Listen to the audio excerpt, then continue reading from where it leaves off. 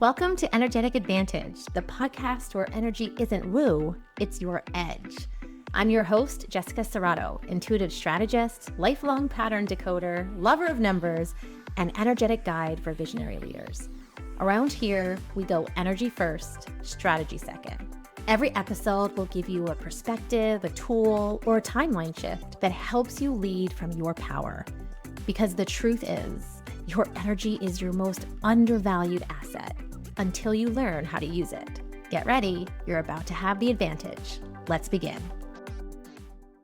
Welcome back to the Energetic Advantage podcast. I know you all came here for the July energy forecast, and I promise we're going to get to it.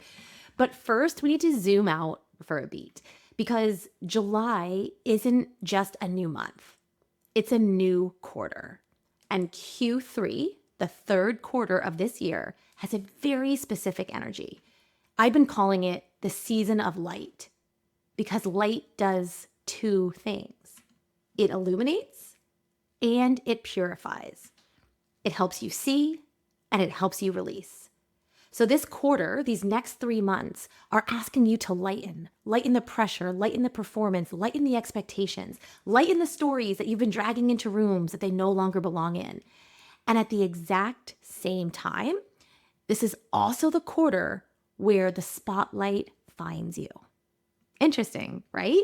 Because we often think visibility comes from doing more, but visibility often comes from removing what is blocking the light. It's like cleaning a window. The light was always there. The window was just dirty with fingerprints and dog paws and tongue marks. Actually, I'll start here. Does anyone out here have like two different kinds of showers? Like one is like the full shebang, like a shower. And then the other is just like a shower. Like I just got to rinse off, definitely no conditioner. It's like, let's get to it, right? So month to month, I would say most of us take this energetic shower, right? We rinse off, we kind of do the bare minimum. But every quarter, I believe, we need a shower, right? Not the quick rinse, not the I technically got wet, mom. The full experience, the scrub, the exfoliation. So like we right now, especially coming into this quarter, if you haven't yet reflected on where you've come, if you haven't yet reflected on Q2, I really want you to take a moment to do that. Because this past 3 months, if you've been listening along and feeling along, was the quarter of experimentation. Q2 was, let's see what happens. Let's try it. Let's test it. Let's find out. And now quarter 3 is arriving and asking, okay, so now that you know, what will you choose? Because knowledge without action eventually becomes clutter. And so as a reminder, before we jump into July, if you want the full quarter 3 forecast, where I break down the next 3 months, both from a big zoom out lens, but also specific dates, a workbook, journal prompts, guided visualization, everything you need to set up your next quarter, go to the show notes. You can grab the replay there, you can grab the workbook, and you can plan and feel really confident going into this next 3 months. And now July.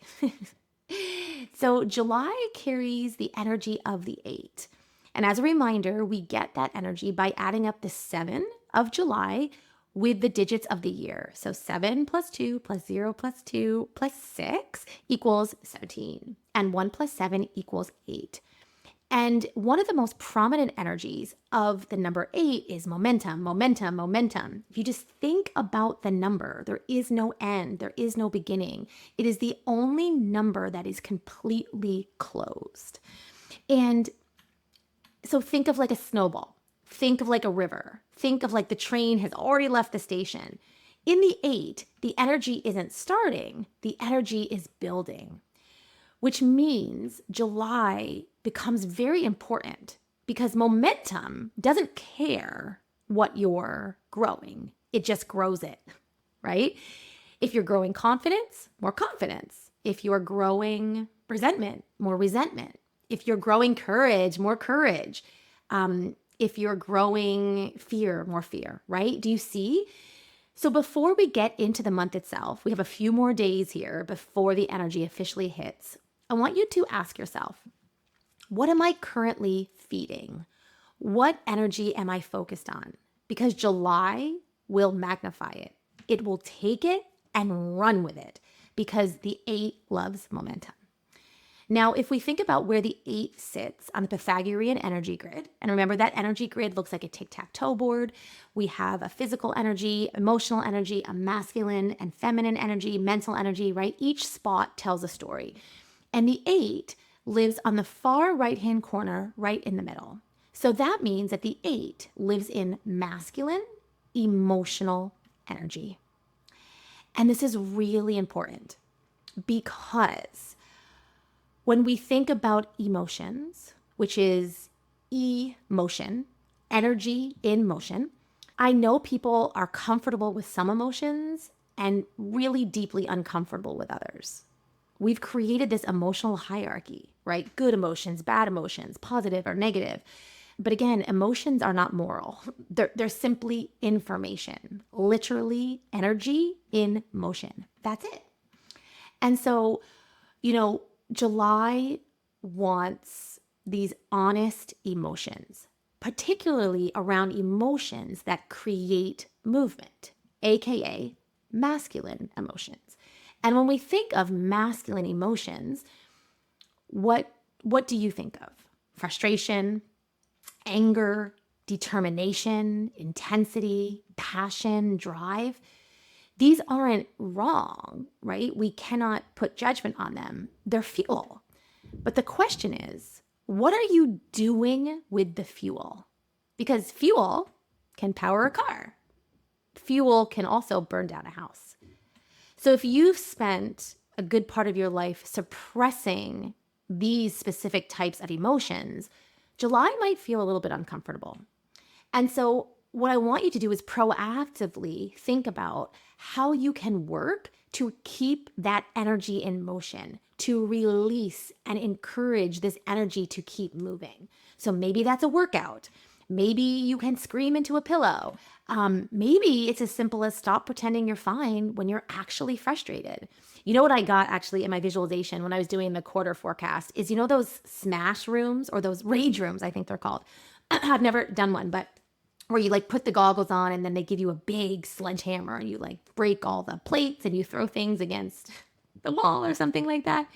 And it doesn't matter what you do.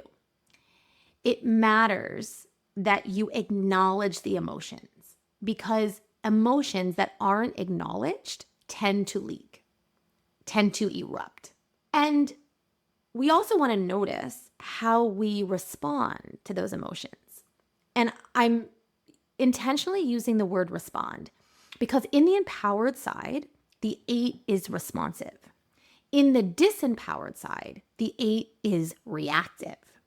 So this isn't just about your relationship with your own masculine emotions. Remember, there's 2 sides of the 8. It's also about your relationship with other people's masculine emotions, right? Most of us learned these emotional rules long before we even learned emotional intelligence. Some people grew up in homes where anger felt dangerous. And some people grew up in homes where anger was the only acceptable emotion. You might have learned that conflict meant abandonment. Maybe you are equating frustration with meaning that someone was disappointed in you. Some people learn that intensity meant that they needed to get smaller. So when July starts bringing these emotions to the surface, I want you to pay attention not only to what you're feeling, but also what happens to you when someone else feels it. And I think there's some nuance here because I actually don't feel that we respond to emotions. I feel we respond to what we've made those emotions mean. So, let's just use an example. Someone expresses frustration, and there's 2 people observing this person in frustration. One person might be like, oh, wow, they're really passionate about that. They really care about that. And another person is like, oh, I'm in trouble. Same emotion, different interpretation. Again, someone gets angry and one person is like, oh my gosh, this is unsafe. And the other person's like, wow, they're just having a really human experience. They're really angry. This must be important to them. I find fascinating that many people are so comfortable feeling certain emotions themselves, but really deeply uncomfortable when someone else expresses them. And, I even think back, I'm a very emotional person. My emotions come in waves. And I have no problem crying at movies or, you know, those things where it just like hits you in the feels. But wow, it took me a long time to really be okay with seeing other people cry because I wanted to jump in and help. I wanted to make it better. I wanted them to stop crying, right? And that is part of the lesson and the experience that July brings. And just knowing that, maybe you're comfortable being angry, but uncomfortable when your partner is. Or maybe you're comfortable with your ambition, but uncomfortable when someone else's ambition feels really big. Maybe you're okay with expressing frustration, but again, like maybe you immediately start to feel responsible for fixing someone else's. This is all valuable information this month because the 8 asks, can you allow emotions to flow without assigning meaning to them? Can anger simply be anger? Can frustration simply be frustrating? Just information moving through a person. E, energy in motion.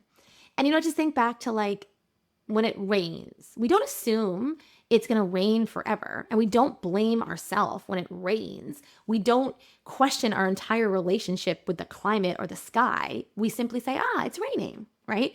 But just think now of like if someone is frustrated for 10 minutes and then you start writing a novel. They're mad at me. Something is wrong. The relationship is failing. I should fix this. I need to explain myself. It's never going to stop being frustrating, right?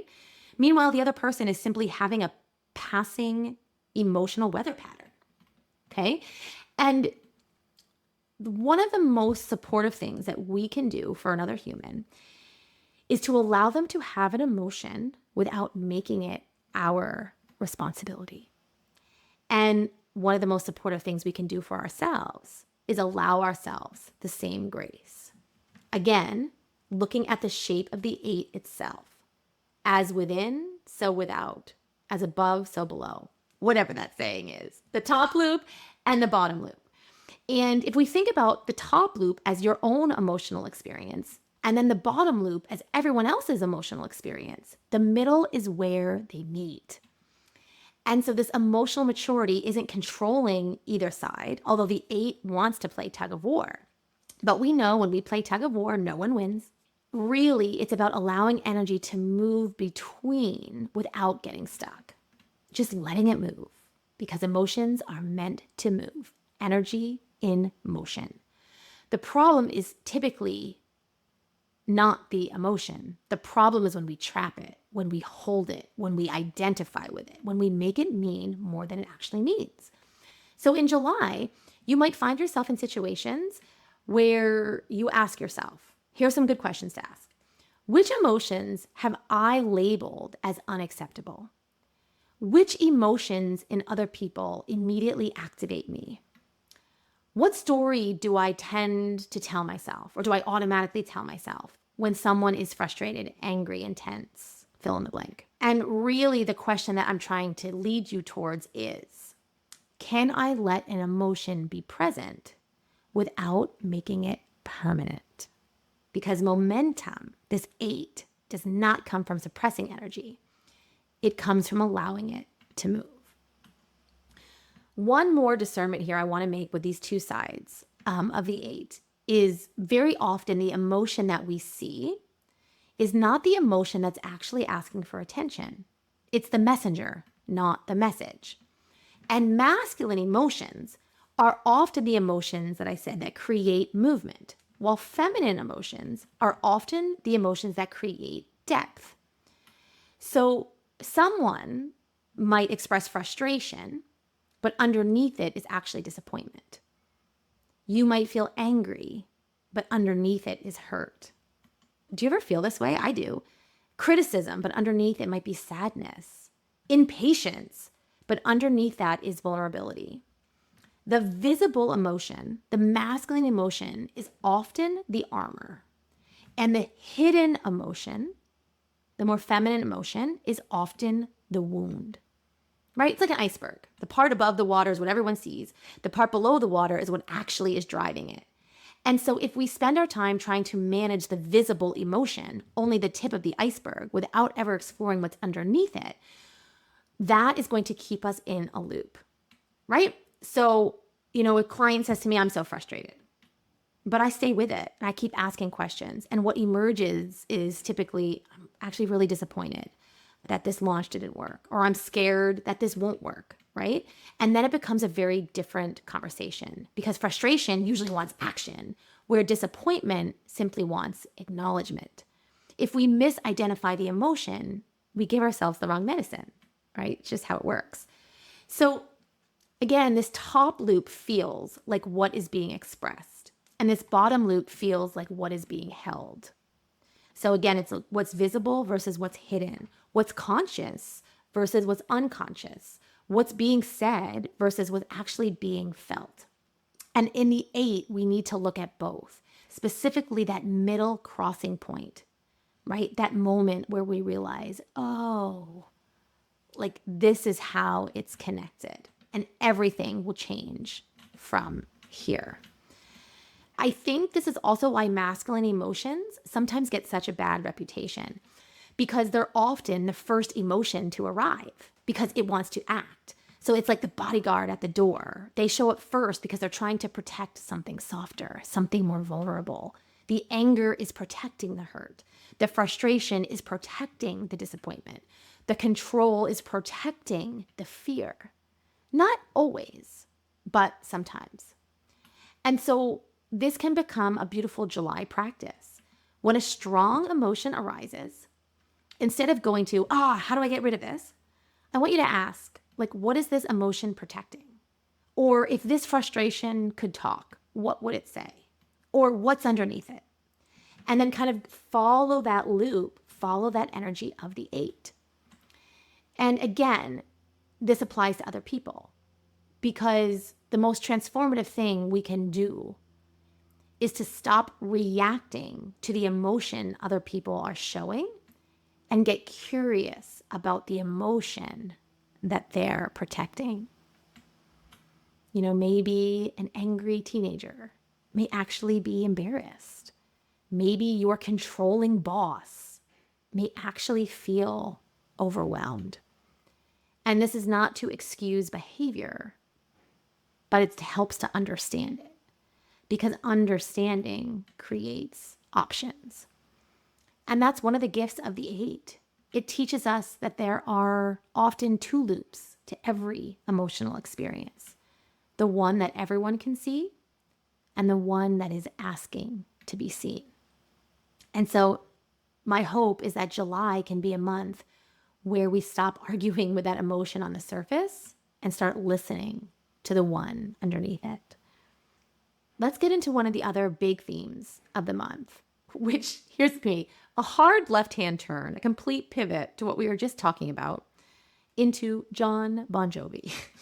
Because the song that keeps on coming through for me this month is, whoa, we're halfway there, oh, living on a prayer. First of all, John Bon Jovi is an 8 of spades, literally. But I will not do a case study on John Bon Jovi right now. But this does feel like July. We're standing in the middle of a bridge. We're in the middle.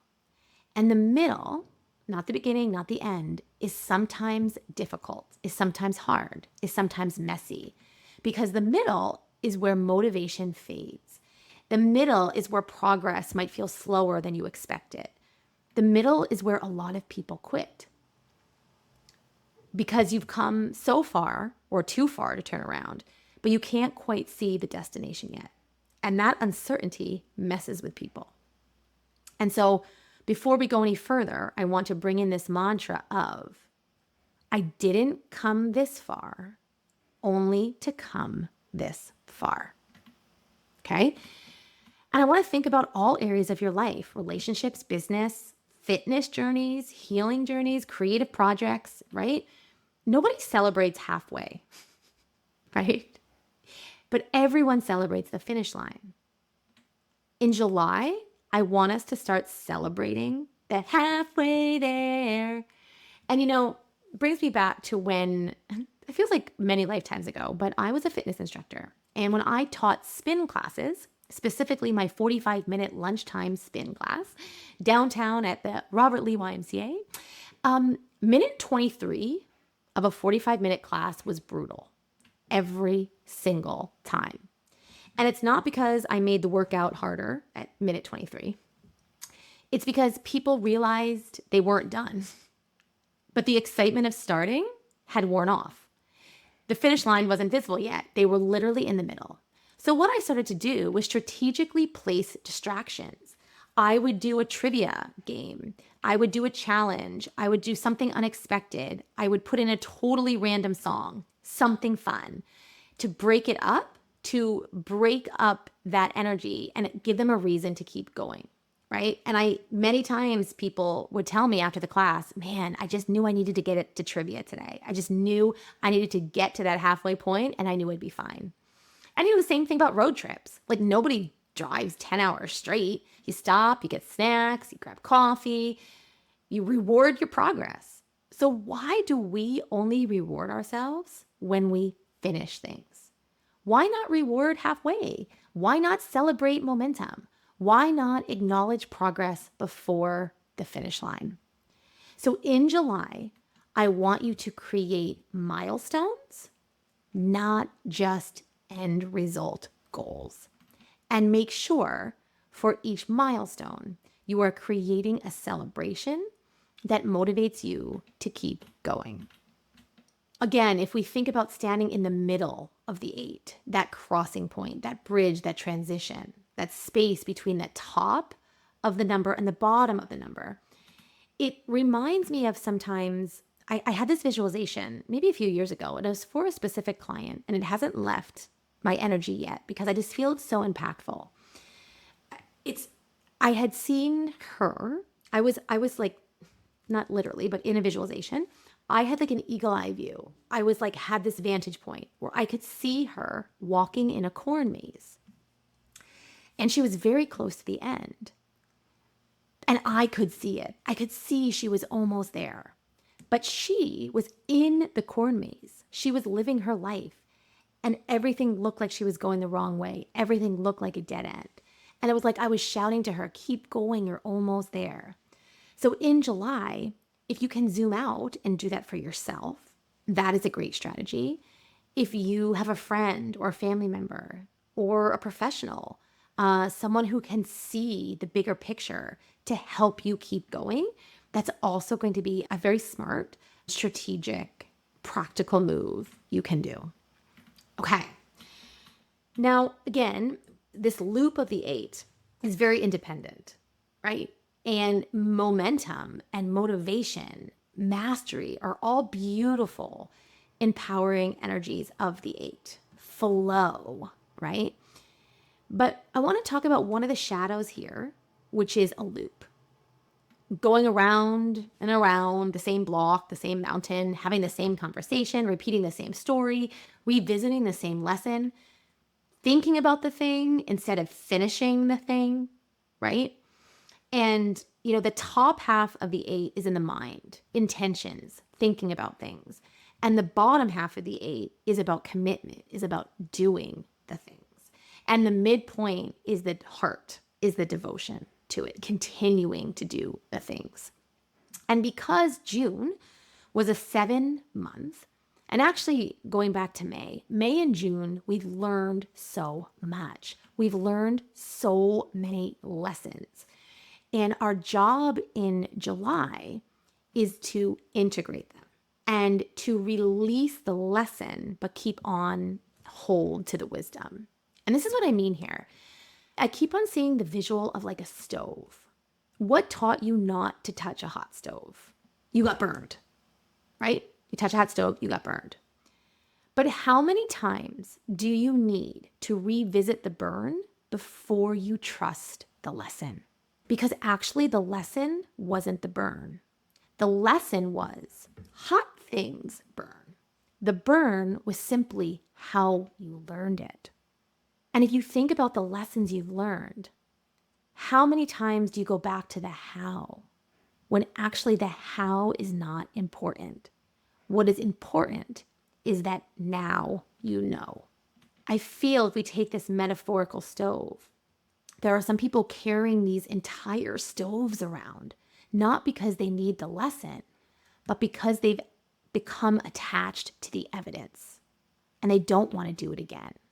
So whether that is a breakup or a betrayal, a failed launch, a rejection, an investment that didn't work, a friendship that ended, every day, if you pick that up and say, see, this is how I learned, that is not helpful. That is keeping you in the loop.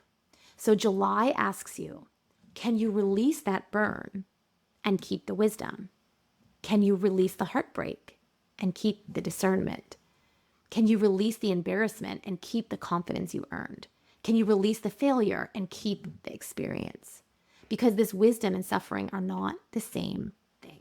And I think this actually theme will kind of come into August a bit more.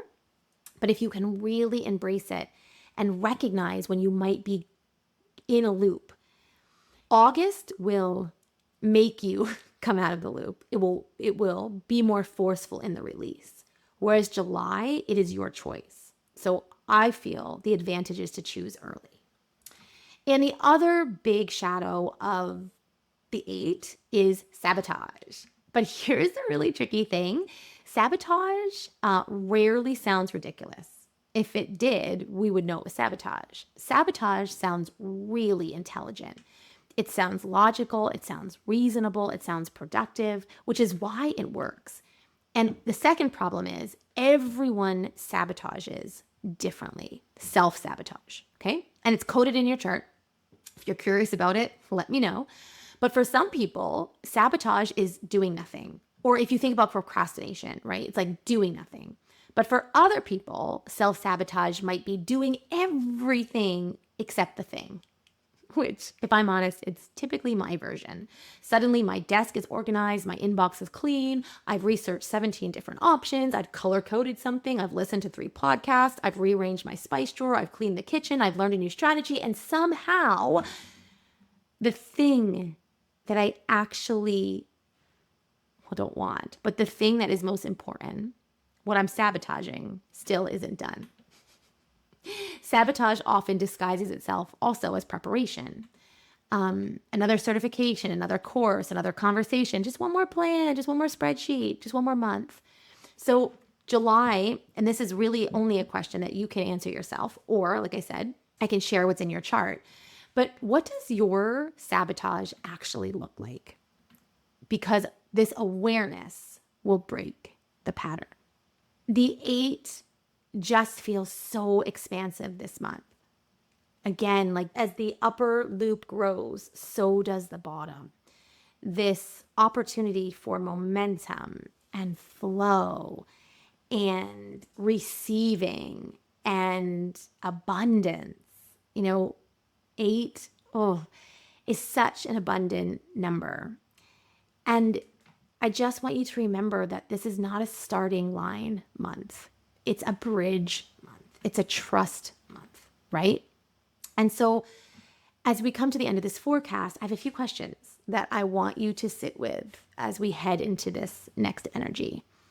Number 1, where am I kind of halfway through something, somewhat in the middle? And what am I tempted to abandon? What deserves one more season of my trust? What lesson have I already learned that I might still be carrying evidence for? And what wisdom can I keep while releasing the story attached to it? What does self-sabotage actually look like for me? And what am I feeding, or where am I placing my energy that is currently gaining momentum? And do I like it? Do I like the snowball? Right? Can I respond instead of react? And really, just remember this masculine emotional component that is present with us the entire month. And if nothing else, exploring that more and exploring it specifically in relationship to others will create that really strong independent energy that the 8 has without closing off, which is the other shadow side. Today we talked about these overarching themes of July and specifically the 8. But of course, there are underlying energies. Each energy, each day holds a different energy of the month. And there are patterns and there are highlights and there are specific dates. If you anchor into them, will really help you move through the month more confidently and more freely. And I break it all down in the calendar. Daily energetic forecasts, daily journal prompts. I share with you some tips, some exercises, a guided visualization, a song of the month, a crystal of the month, and you also get a beautiful custom created painting that you can use as your lock screen or just to keep you reminded of the energy of the month. And you can find that information in the show notes. Your first month, as always, is free. So check it out. So halfway is evidence. Evidence that you've come further than you think. And like I said before, you didn't come this far just to come this far. So stay. Stay with yourself. Stay with the process. Stay with the momentum. Keep going. And that might be the bravest thing that you will do all month. Is even if you feel like you're in a corn maze, trust in your intuition, trust in the energy, and keep going. And like I said in the beginning of this forecast, if you're curious of why this is all is happening, what is the bigger arc? It's because we are heading towards a star, which is actually part of a bigger constellation. And this is a concept that is coded uniquely for Q3. So again, if you want that forecast, just check out the show notes so you can get the full picture while still staying rooted in the month of July. May your playlist include all of Jon Bon Jovi's greatest hits, as mine always do. Have a beautiful month, and I'll see you back here next week. Thanks for being here inside The Energetic Advantage. If today's episode opened something for you, share it, tag it, or send it to the person who popped into your mind. And remember, energy first, strategy second. Your advantage has always been in you. Now it's time to lead with it. See you next time.